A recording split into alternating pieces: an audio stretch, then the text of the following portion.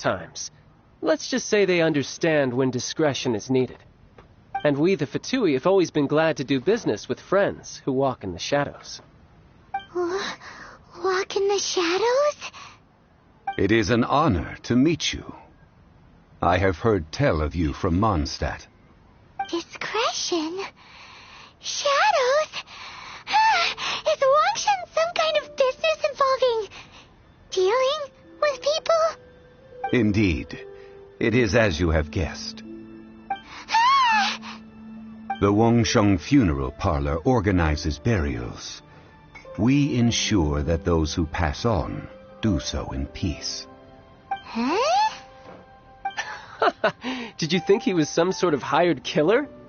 The Fatui calls many such people friends, but the Wangsheng Funeral Parlor does not. In any case, I brought you to meet Mr. Zheng Li because... Because I can bring you to see Rex Lapis's vessel. What? Don't be so surprised. Sure, the Geo-Archon's body has been squirreled away by order of the Tianquan Ningguang. But first, let's hear what Mr. Zheng Li has to say, shall we? Rex Lapis may be the prime of Adepti, but he is ultimately an Adeptus. Many Adepti have left us over the millennia. This is the inexorable trend. The times have changed. You must have felt it too when you were at Jueyun Karst.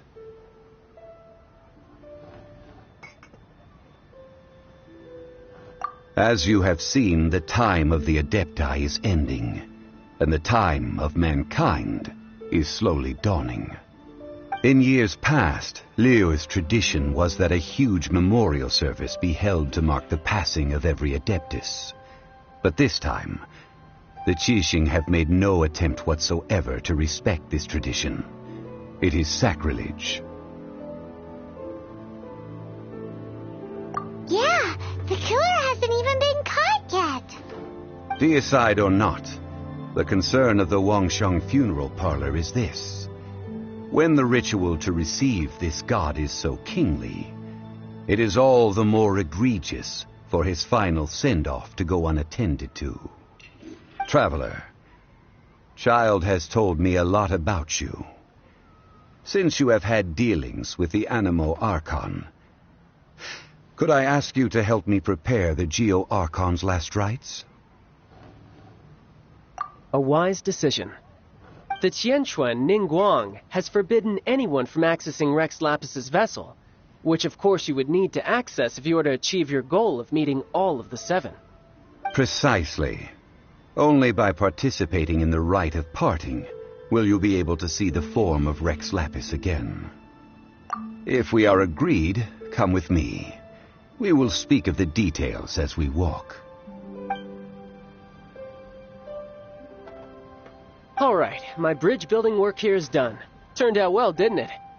You can go if you want to. Don't worry about me. I might just have a few more drinks and get acquainted with these things they call chopsticks in the meantime.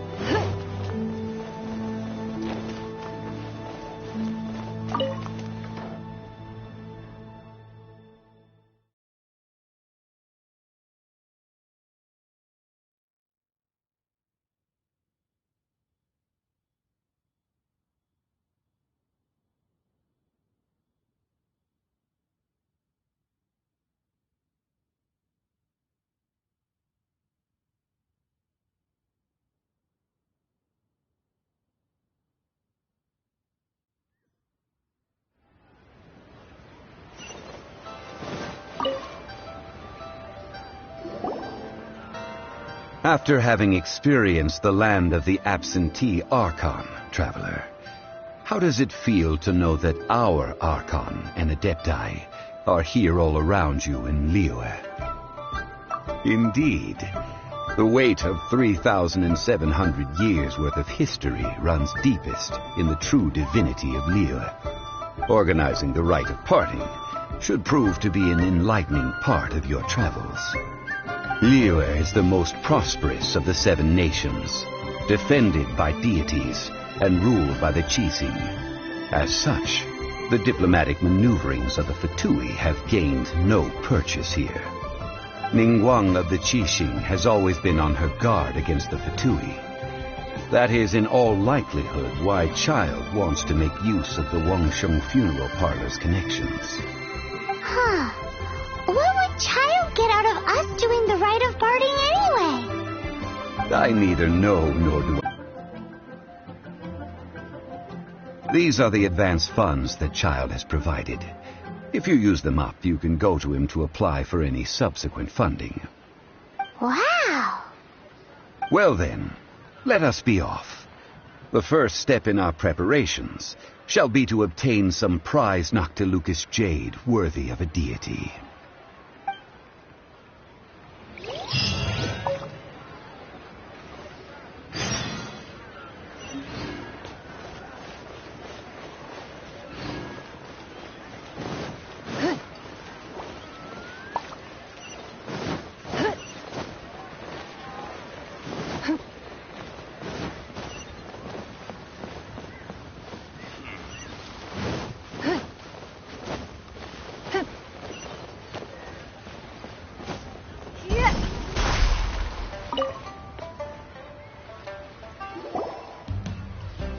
Welcome to the Jade Mystery, my good friends. Would you like to try your luck betting on Jade? This could be your lucky day.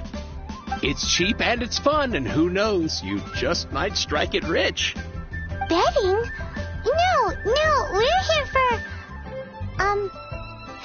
what was it again? Noctilucous jade, of radiant grade at the very least. Radiant grade, Noctilucous jade? I see. You're not a tourist. My apologies. I have some here for your perusal. What do you think? The Jade Mystery is an old name in the jade business. Just look at that wonderful quality. Rex Lapis doesn't often bless us with such finery. Go on, pick whichever one you like. These 3 pieces really do look pretty. Not like the ones you usually dig up. But how do we pick? Should we just grab one and go? Very good. It seems you have learned some tricks of the trade. What do you think, Mr. Zhongli? How should we pick from these pieces of Noctilucous jade? Oh?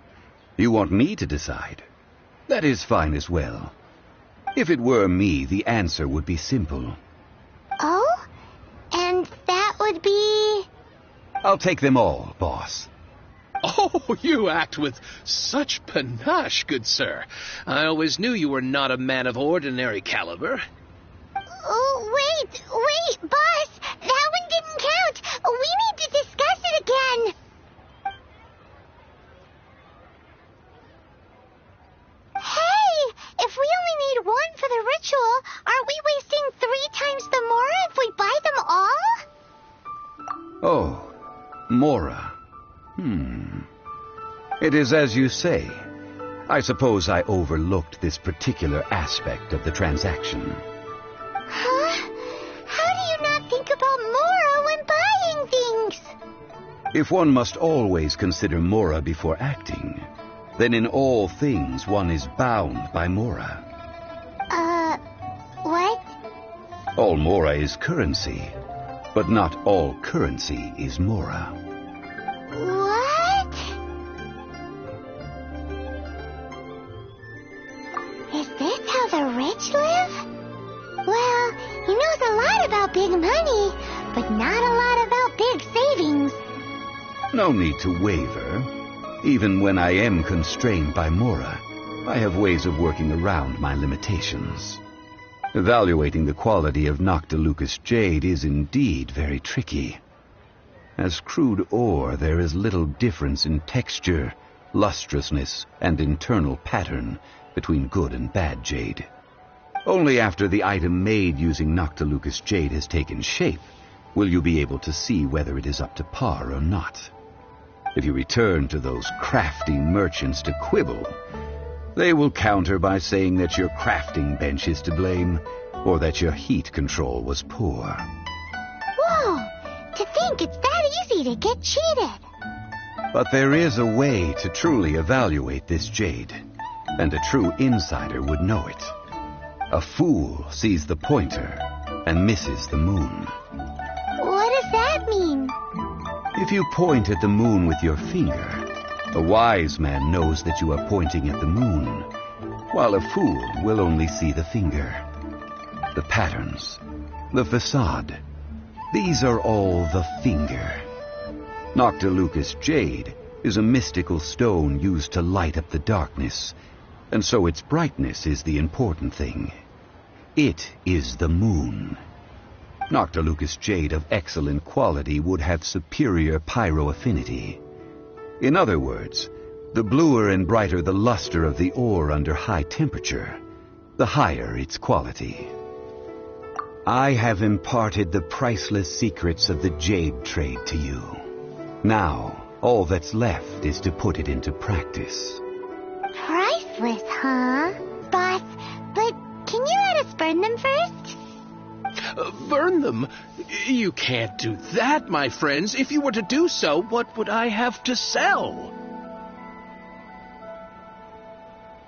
That would... well... fine. As you wish, then. How about this? I can take a small sample of all three. I'll take a bit of a loss. We'll count it as a friendly gesture. Don't worry. I know the rules. As long as we can prove that it is good jade, you will not take a loss. All right. Take these as samples. I've carved them off with a knife and tagged them to boot. Aren't these too thin?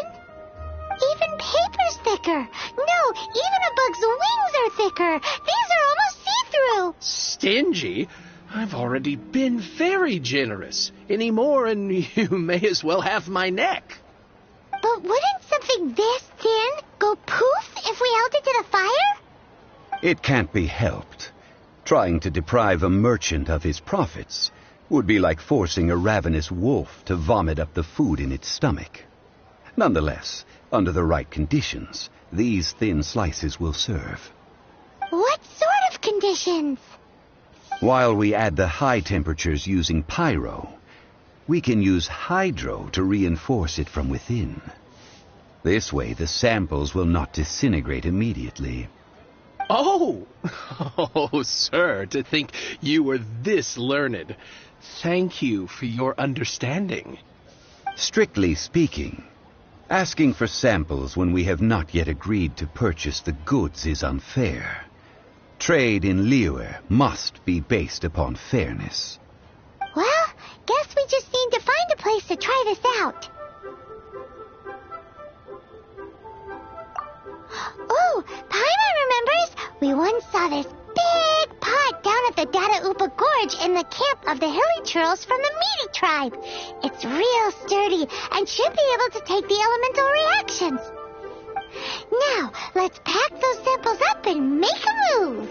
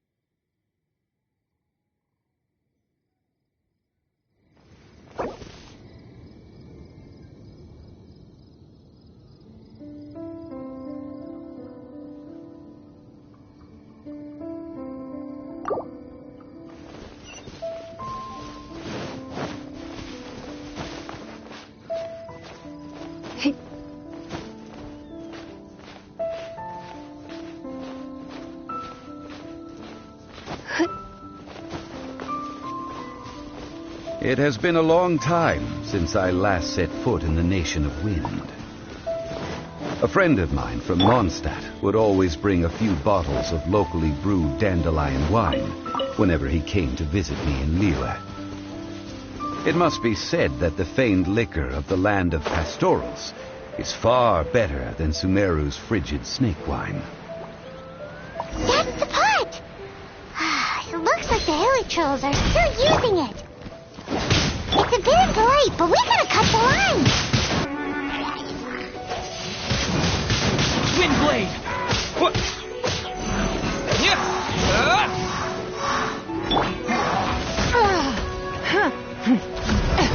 Rude.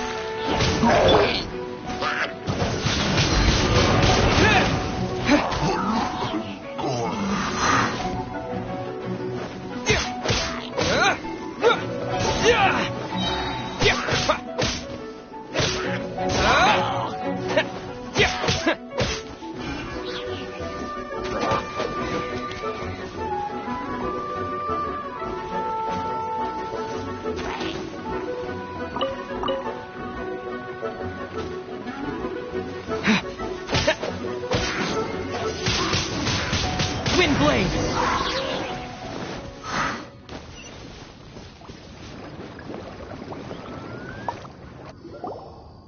There's still soup in here. These hilly trolls sure have big appetites.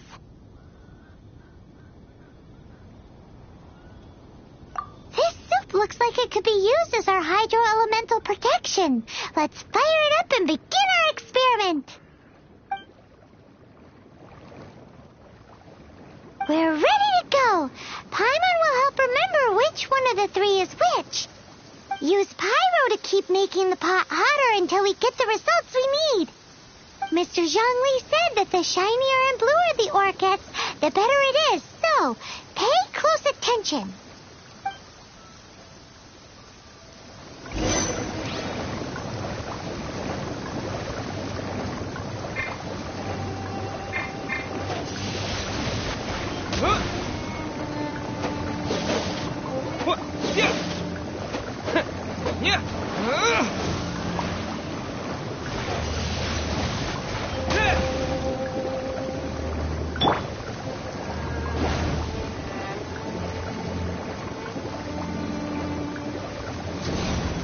Out of the way! Whoa! That light came from the first Noctilucous Jade! Hilly trolls are surrounding us again! Were they attracted by the light? Such nosy neighbors! Let's take care of them and continue again after. You're in for a little shock. Come a little. Submit! Let's light it up! Windblade! Teamwork is dreamwork! You're... Come a little closer. Get out of here! Out of the way!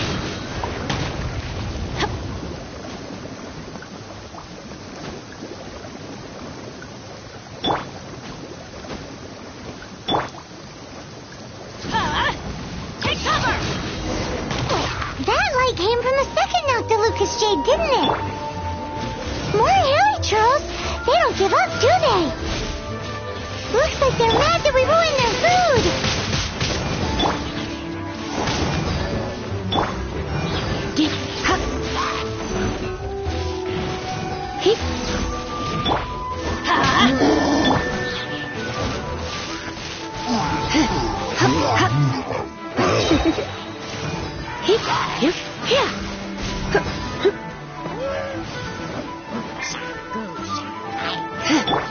Let's light it up!